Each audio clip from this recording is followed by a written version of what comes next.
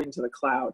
There is already a video of this. There is already a video of this up in the module. I just changed the label this morning to say spring 2020. And it is the notes, sort of the video that goes with this notes, but I will do it again fresh for you guys. But there are 2 versions of it sitting up there.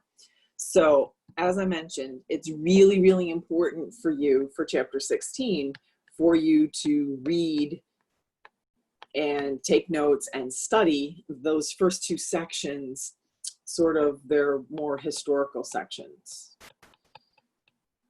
Right? And the first one focuses on when people in the from the 1930s, let's say, through the early 1950s, people were still arguing, meaning scientists were still arguing about what the chemistry of the genetic material consisted of.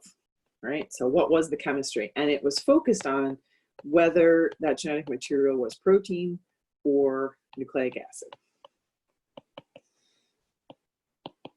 That was the question. Okay? And there are some really important experiments that helped scientists understand that it was the nucleic acid and not protein. But having lived through studying chapter 8 and 9 and 10, and all of the enzymes that are involved in metabolism, I think you can appreciate people were figuring out the Krebs cycle, people were figuring out the Calvin cycle, people were figuring out glycolysis. And so it seemed like not only did proteins do everything, but enzymes did everything, and enzymes were protein, right? So the discussion hovered around protein for a long time before people did some pivotal experiments to determine that it was nucleic acid. And that particular experiment, the experiments that leaned the scientists toward nucleic acid, is the DNA. The DNA is the genetic material, the historical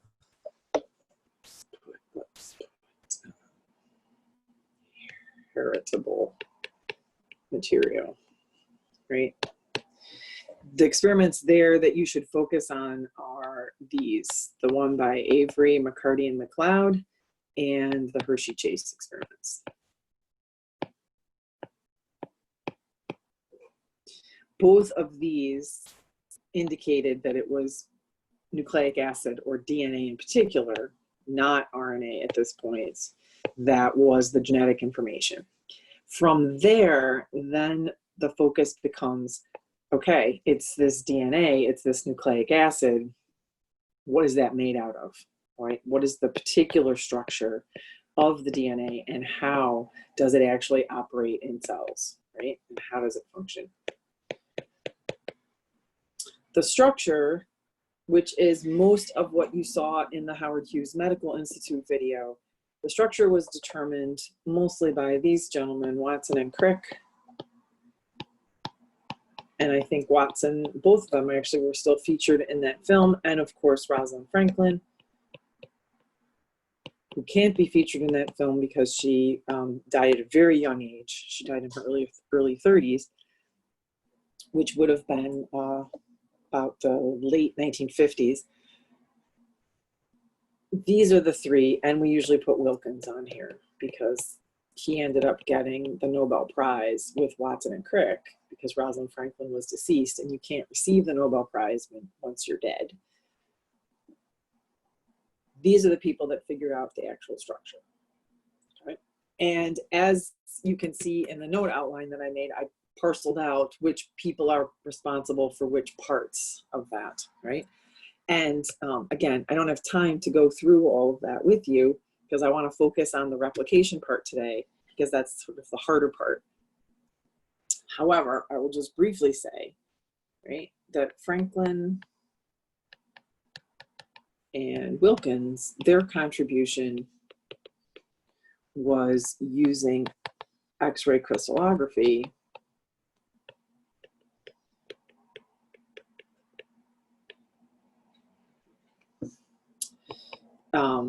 to literally get a pattern of what the shape of the molecule would be.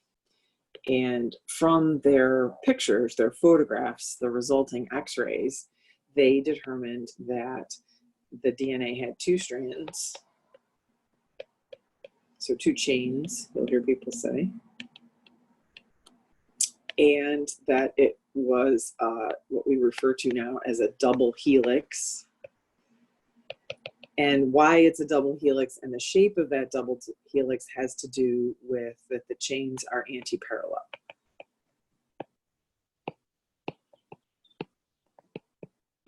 And I'll talk about what that means in just a minute.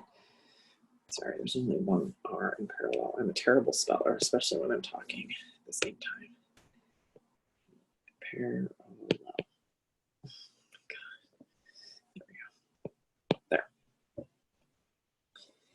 The contributions of Watson and Crick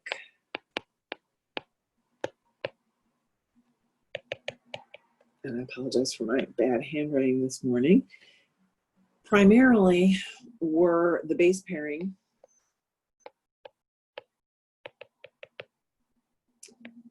and literally making a model of what that double helix looked like.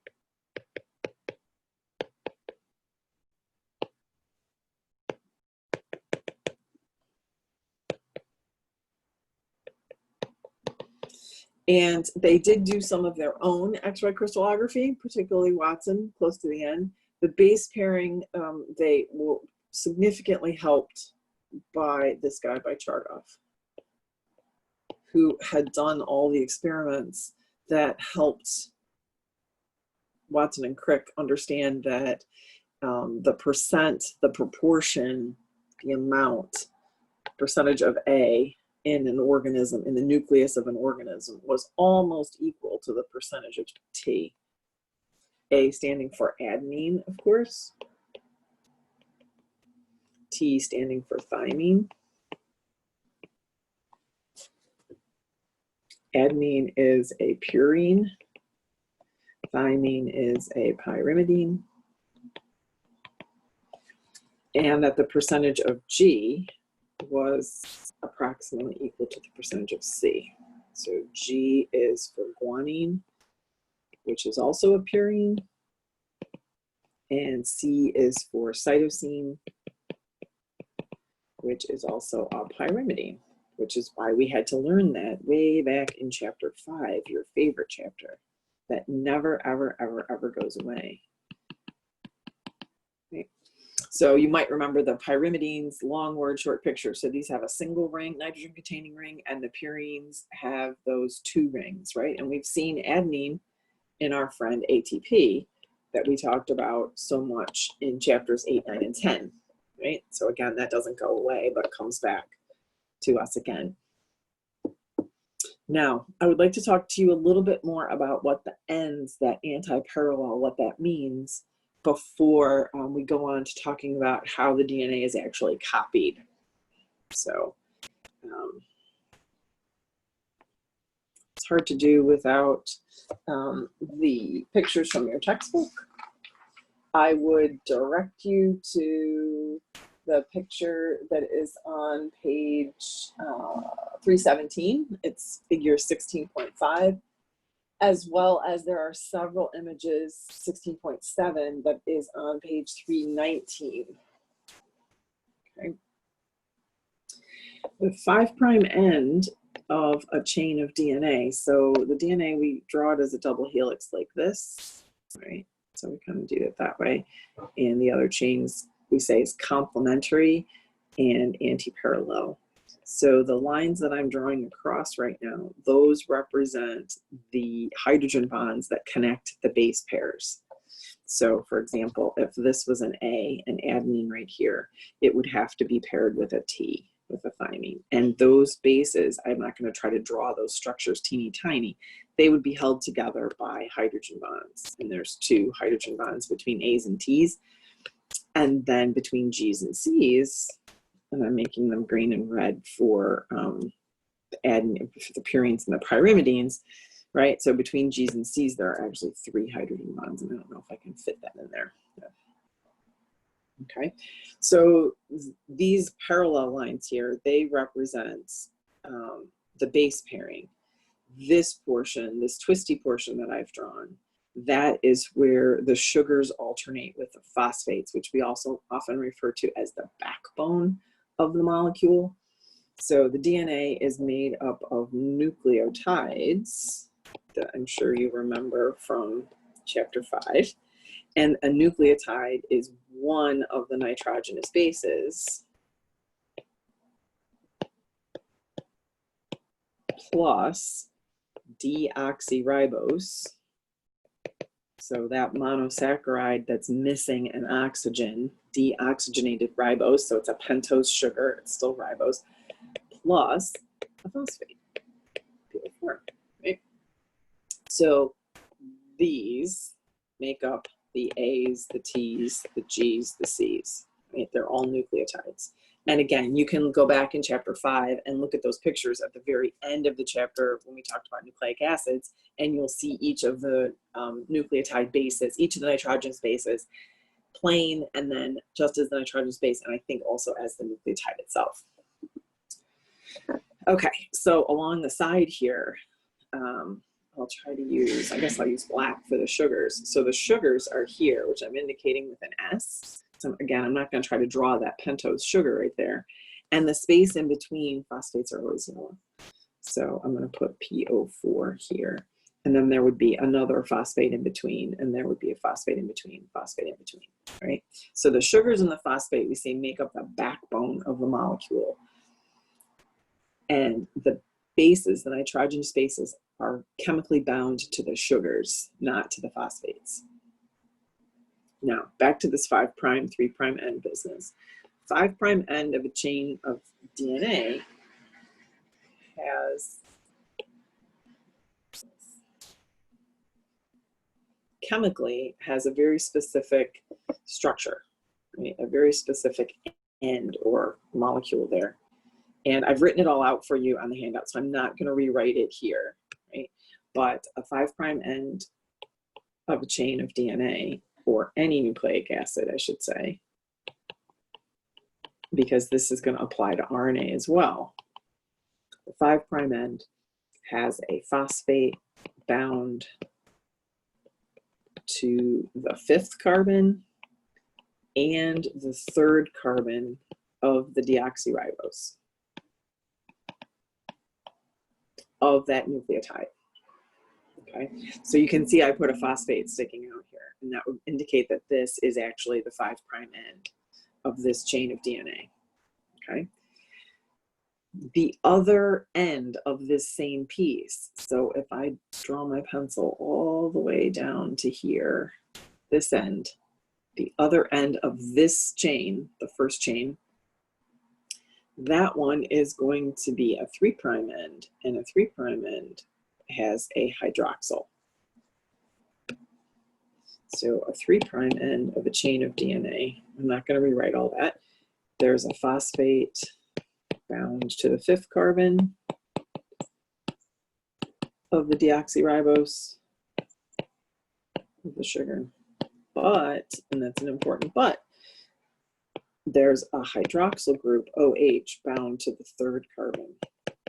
And again, if you can't remember which is the 5th carbon and the 3rd carbon, go back to chapter 5 and look at how carbons are numbered in sugar, a monosaccharide that is in the ring form. Okay, remember they're numbered clockwise after the oxygen. Now, what it means to be antiparallel is not super complicated. It means the complementary chain has the opposite orientation. So this chain would end, this second chain here would end with a phosphate here, and it would have a hydroxyl up here. So we would call this chain the 5' chain, 5' strand, 5' to 3'. And the complementary DNA runs the opposite direction, 5' to 3'. Maybe it would have been better if I had drawn it straight, because they ended up on the same side. I didn't do a very good job in my drawing. Convention says that anytime you draw DNA vertically like this, you always, the 5' end is always the strand on the left, 5' to 3, and the complementary strand, 5' to 3, like that. Similarly, if the DNA is drawn, if it's drawn horizontally like this, each chain, Victoria, has a 5' end. So the top strand is 5' to 3' like that, because it's an orientation, it's a direction, it's a chemical direction. The complementary strand is anti-parallel, like this.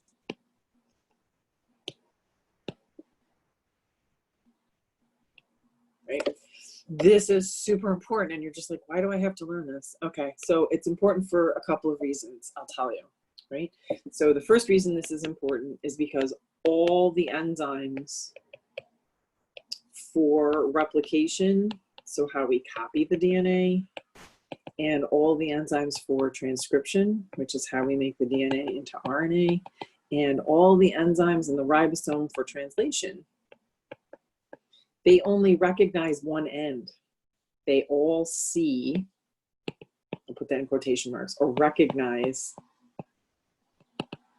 the 5' end of a chain of nucleotide, or nucleic acid, I should say. So this orientation is really, really important, because in essence, that means that all of these processes can only read this direction. So they can read the top strand this way, but if they're going to read the bottom strand, they have to do it the opposite way, like that. So this is important. Okay, now another reason this is important in terms of a practical reason, which many of you, may never actually go on to understand this completely, but I can just tell you real quickly. So there's a test, it's called PCR, stands for polymerase chain reaction, and it is the diagnostic test that's being used right now to test for COVID-19. This test detects DNA, it's actually detecting RNA, but we'll say DNA, of the virus. And guess what? In order to use this test, you have to make components of the test have to be in the correct orientation, right? And in this case, it's actually 3' to 5'. The primers. So this has a practical application as well, right? So if you're going to become a scientist and you're actually going to consider doing molecular biology, this end orientation thing is going to stay with you for forever, both in a theoretical way and in a practical way. Okay, now we can talk about how the DNA is copied. So there were some gentlemen that did a really important experiment to tell us how the DNA actually was replicated. So again, I would trying to keep you oriented. If you think back to the cell cycle, which for us was chapter 12, right? And the cell went through G1, S, right? Then G2, and then mitosis, and then cytokinesis. Here in S, this is where the exciting thing is happening, right? This is when, as we were telling you in chapter 12, we would say all the chromosomes were duplicated, right?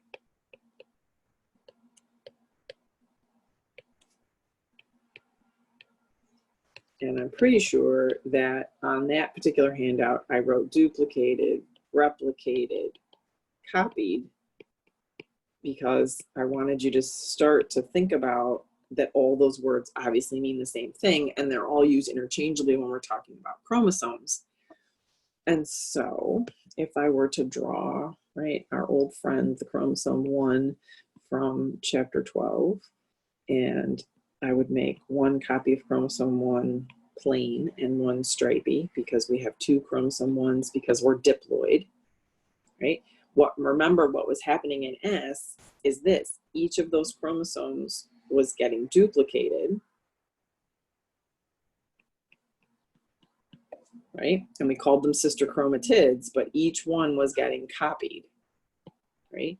And then when we talked about Mendel, we talked about how those chromosomes get separated into sister chromatids into the gametes, right? And each gamete only gets one of these, not two. And if the trait for flower color is right here, right, then they're going to get one copy of flower color. Now, what does this chromosome actually represent? The piece of chapter, whatever that was, actually it's the end of this chapter, chapter 15, is that this chromosome is made out of strands, multiple strands of DNA that if you could expand them, you would see it's one big long double helix like this that gets all twisted up on itself and twisted around proteins in order to make it look like a chromosome. So what's happening in S, when all the chromosomes are duplicated, copied, and replicated, what that really means is we are copying or replicating all the DNA inside the cell.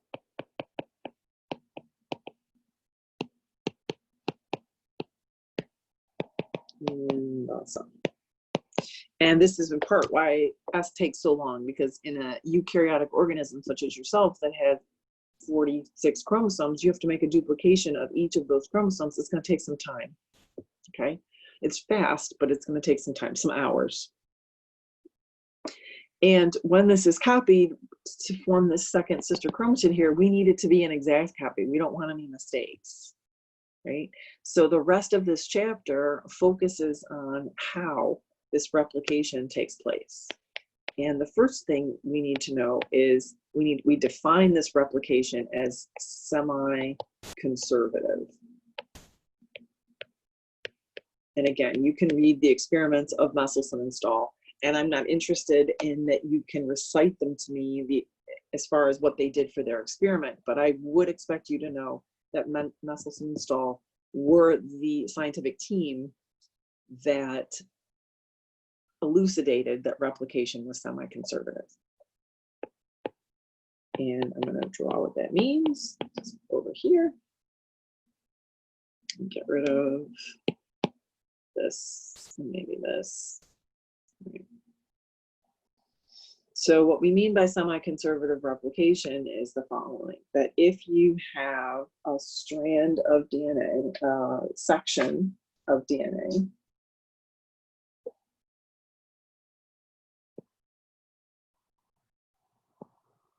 and I'm just going to draw it straight, not as a double helix this time, so that I can do it correctly, quickly. If I had more time, I would make it a double helix. So I'm putting the 5' and 3' ends on here. So try to remember this would be the phosphate. This would have the phosphate on the 5th carbon and a phosphate sticking out like that. And this would have the hydroxyls sticking out on the 3' end.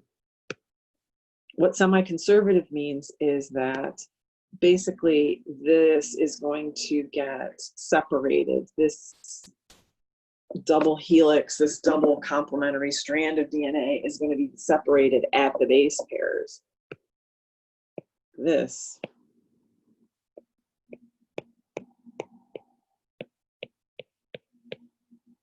and I'm drawing the original parent strand as a black strand, and then I'm going to make the complementary strand, the newly synthesized complementary strand, goes green.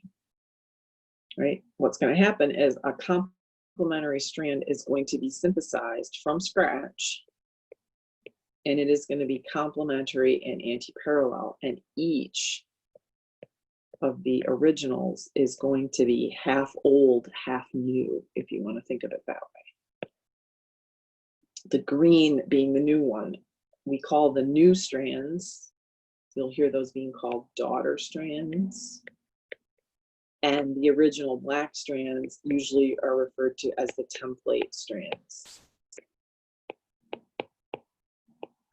Right? Because we're using them to know, the cell is using the template strand to know which base to put complementary to that. So for example, I'll just make all the bases red. If originally this was an A complementary complementary to a T, and then a GC, and then a TA, another TA, for example, right? On my 5' to 3' original strand, the sequence would be AGTT. My new complements would be T is complementary to A, C complementary to G, A complementary to C, A complementary to T. Right? And what I want you to notice is that's exactly the same as the original parent, the 3' to 5' strand. So this strand, if it was TC, trying to read my own writing there, which is not easy, right? The new complementary would be AGTT, which look, is same as this guy, AGTT. Semi-conservative. Each time the cell replicates a chromosome or a piece of DNA, we have one of the original strands and one new strand. Sometimes in some books you'll actually hear these called the parent strands and these the daughter, but usually it's template. Now the how this gets done, like the mechanics, the mechanical version of how do we actually copy the DNA, that of course is going to involve a whole bunch of enzymes. And there is a list in your book. I think it's in a purple box. On page, oh no, not purple. In the microbiology book, it's in a purple box. In your book, it's in a box on page 327. It's table 16.1. And it lists all the enzymes. And you must know all of those enzymes and their functions. You can skip topoisomerase. I'm going to give you another more specific name for the topoisomerase. We are going to speak about what we call DNA gyrase. It's the only topoisomerase that we're going to talk about.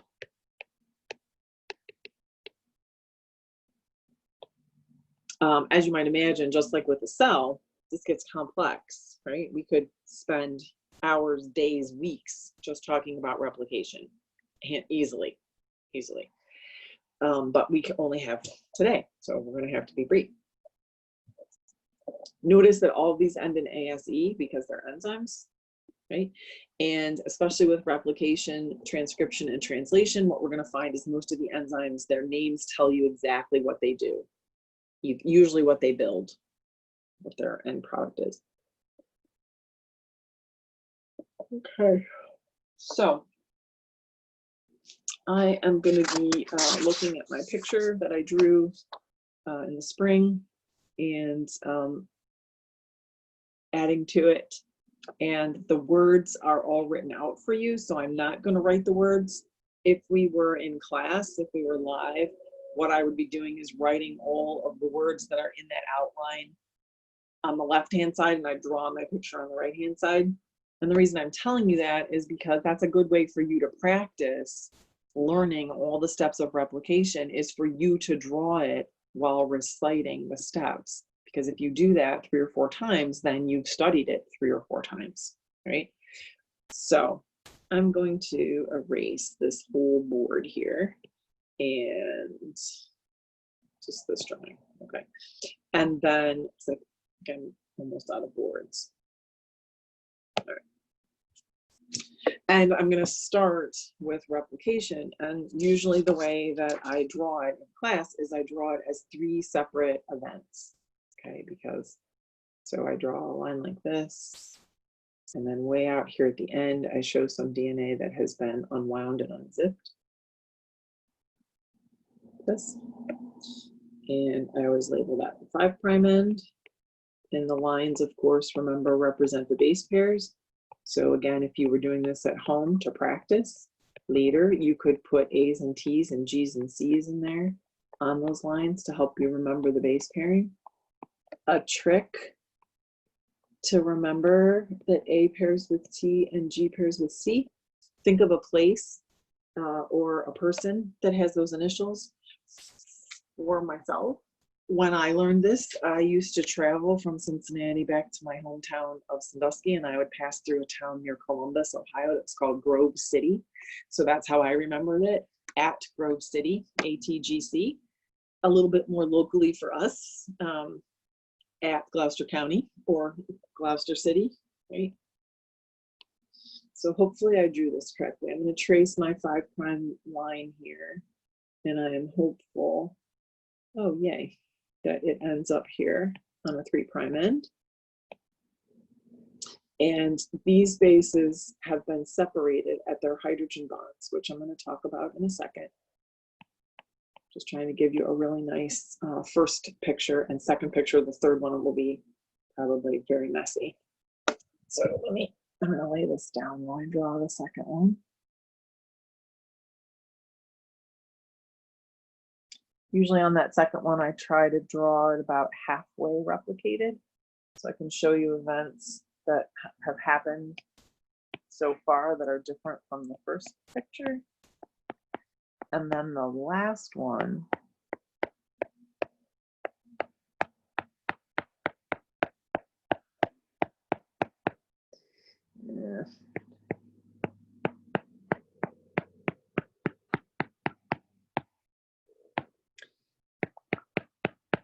right, in a perfect world, these would be exactly the same number of unwound bases on each side.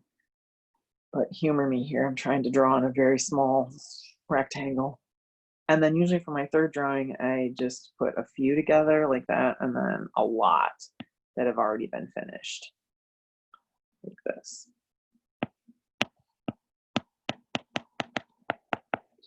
And again, I know this is boring to watch, but for you, if you actually took the time, to draw this, you would be able to remember. Okay, so the beginning, step one, how does this get set up?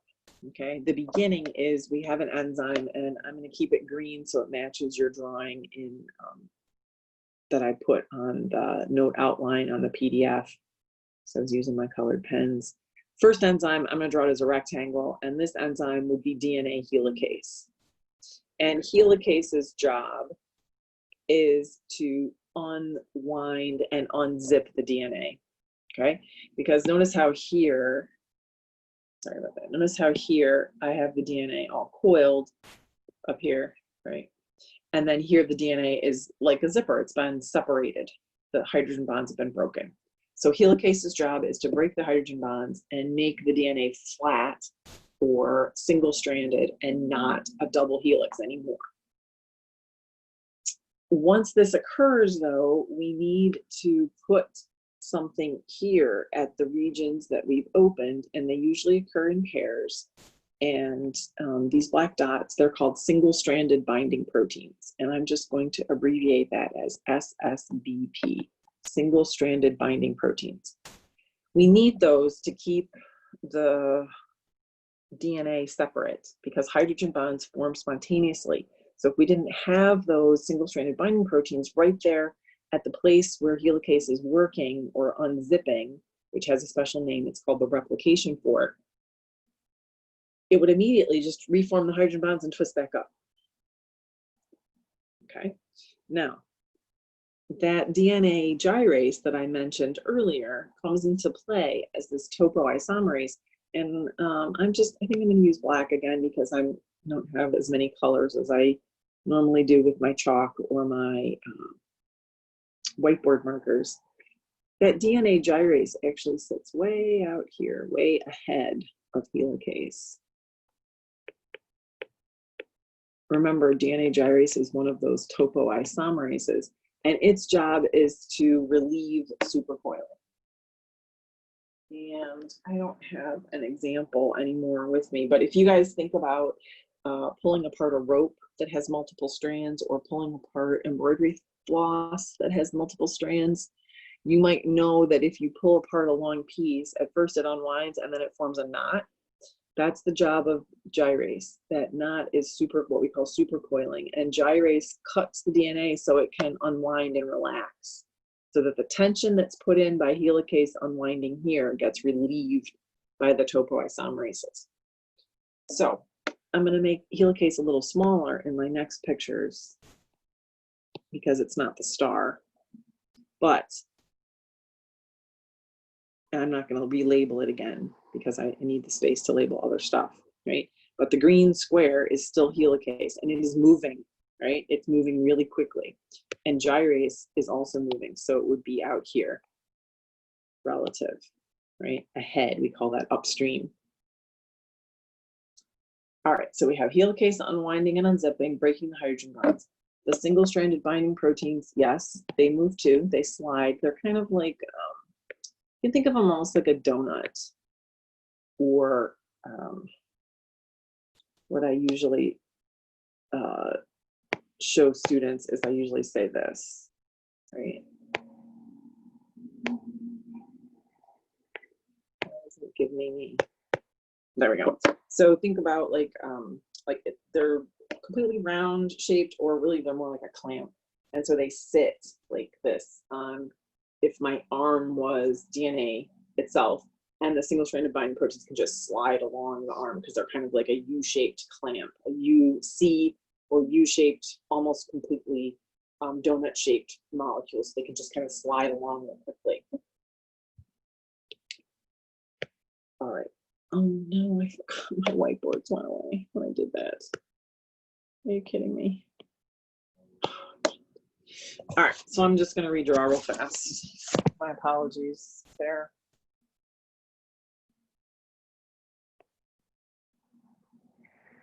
I'm just not going to label them quite as extensively this time.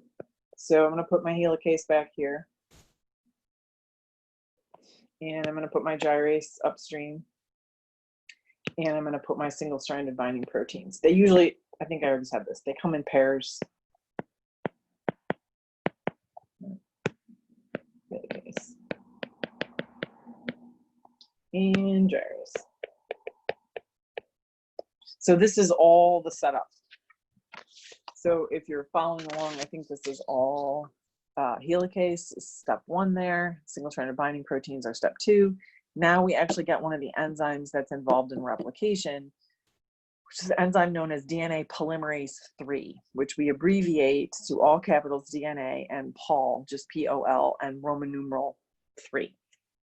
And DNA polymerase 3, let me put my bases here.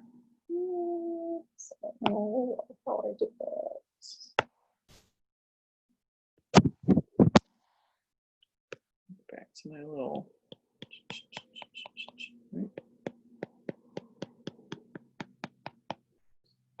Now, DNA polymerase can only read 3 to 5 prime and synthesize 5 prime to 3 prime.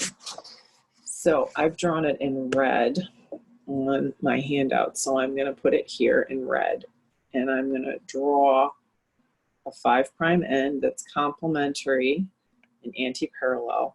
And you'll notice on the drawing I've put the DNA polymerase 3 here, so it's trying to show you that I've already copied this bit, right? And I'm in process of copying this direction. So I'm going to label that guy DNA polymerase 3. 1, 2, 3. 3, Roman numeral 3. DNA polymerase 3 is going to add a complementary base, right? So if this is an A, it's going to put a T. If this is a T, it's going to put an A, G, C. Add complementary bases. It can only read the 3 prime strand and synthesize a new complementary 5 prime to 3 prime strand, like that.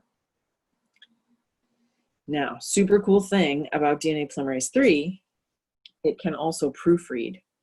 So if it makes a mistake, we call it a very high fidelity enzyme, because if it makes a mistake, which it makes very few, it can actually go back, cut the mistake out, and put the correct base in,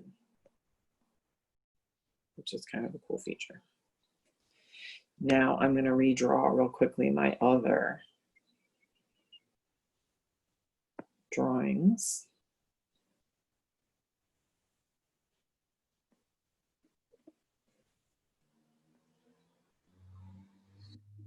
right? And same as before, I would make my helicase a little bit smaller this time because it's not the star of my discussion like it was at the beginning. And gyrase would still be out here. Gyrase would still be out here. The single-stranded binding proteins would still be close to the replication fork, which is the place where helicase has just unwound and unzipped, right? And I would draw on that second diagram my DNA polymerase. I'll make it, still make it red. My DNA polymerase, I'm going to put him right here now, right? Headed toward the center. And I'll try to draw little tiny red complementary bases to the black bases, which I didn't leave enough space. And then in my third drawing, I think you can see where this is going. Right? In my third drawing here, I would put my DNA polymerase 3 way up here. Right?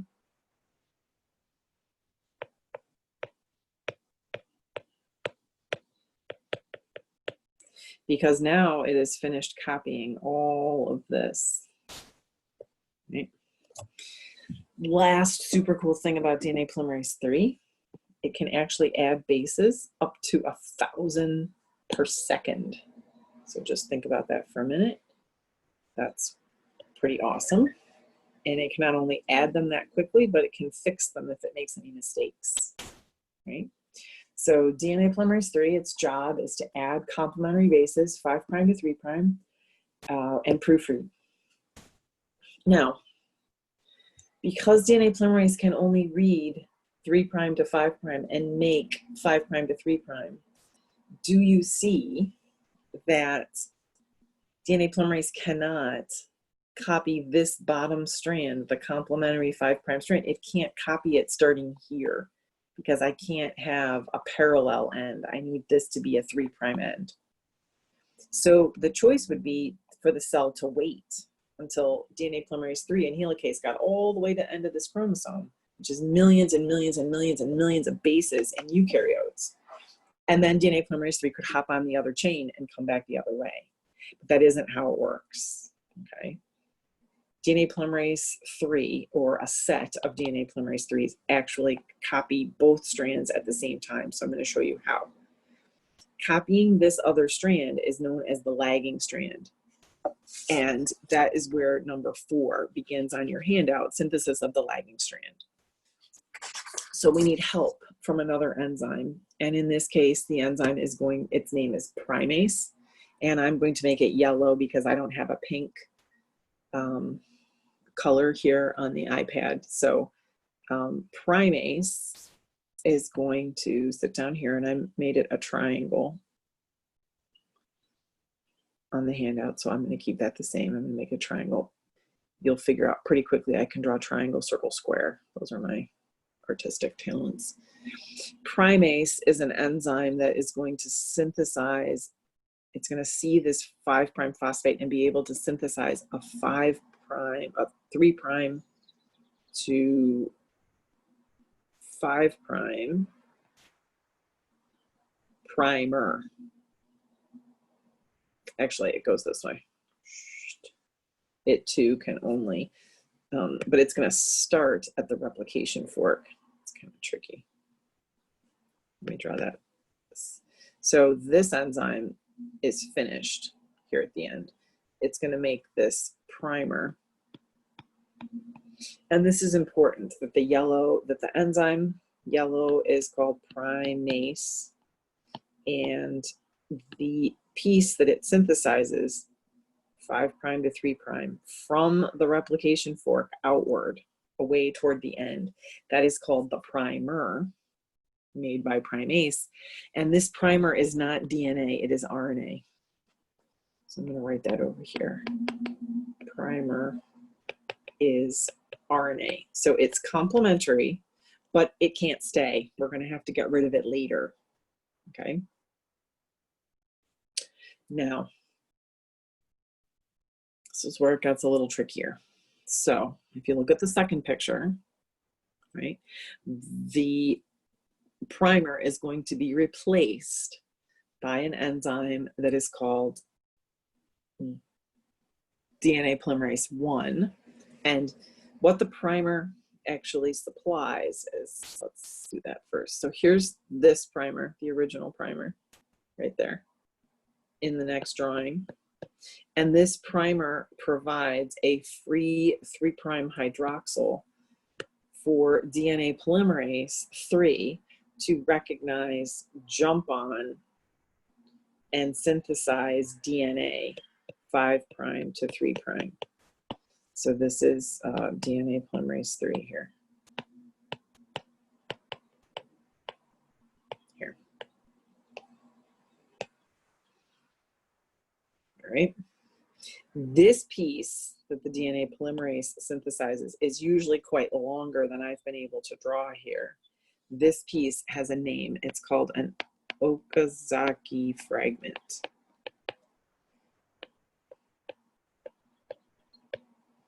They are oftentimes in the neighborhood of about 200 bases long in length. Okay. So this is called an Okazaki fragment, and I'm going to label it Okazaki fragment A here. Okay. Now, the rest of this is all going to happen on the last strand, but what happens with the primase is it repeats. So as helicase opens up more single-stranded DNA at the replication fork, primase is going to jump on. And again, I'm going to make it smaller because this time it isn't the feature. It's going to make a second primer from the replication fork outward that then DNA polymerase 3 is going to be able to jump on and make another Okazaki fragment. Now, the last bit of this, I'm going to draw fragment A here that we originally had, right? 5' to 3', I'm drawing this wrong. 5' to 3', there we go, yeah.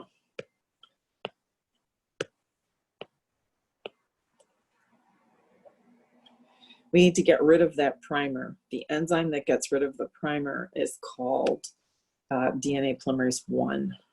So I'm going to draw it black, but kind of like bumpy. This is polymerase 1.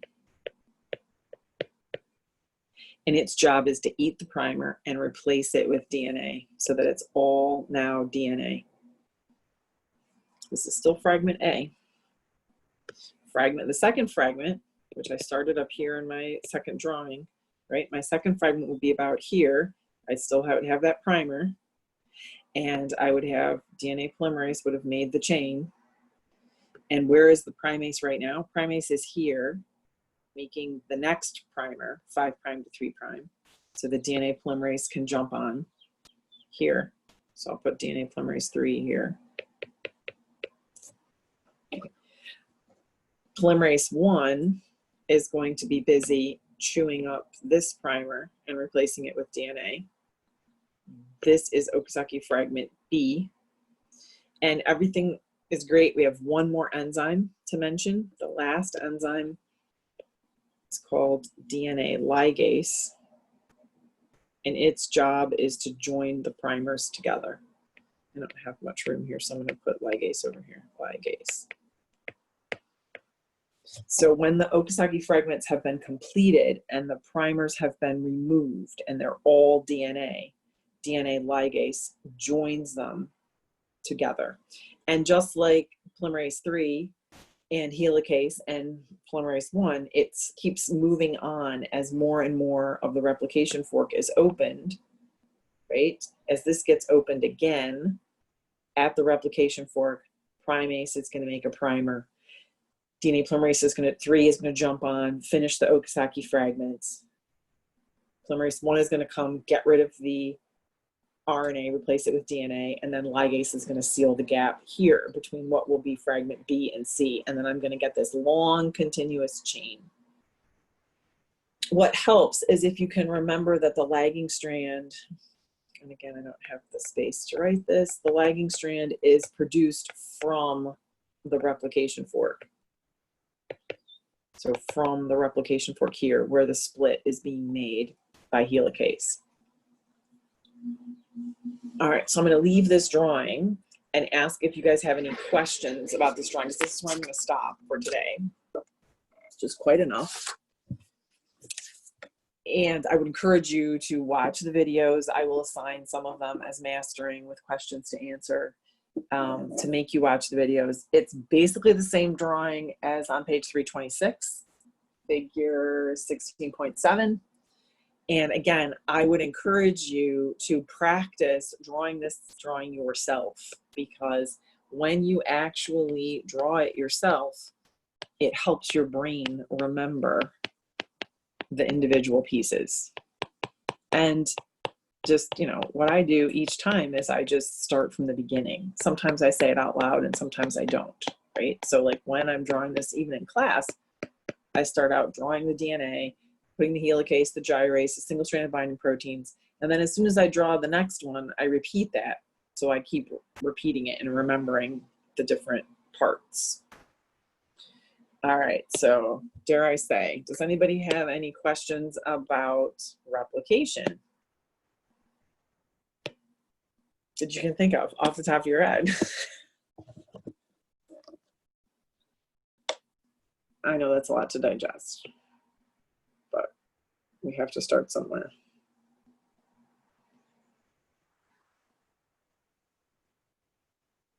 No? All right then.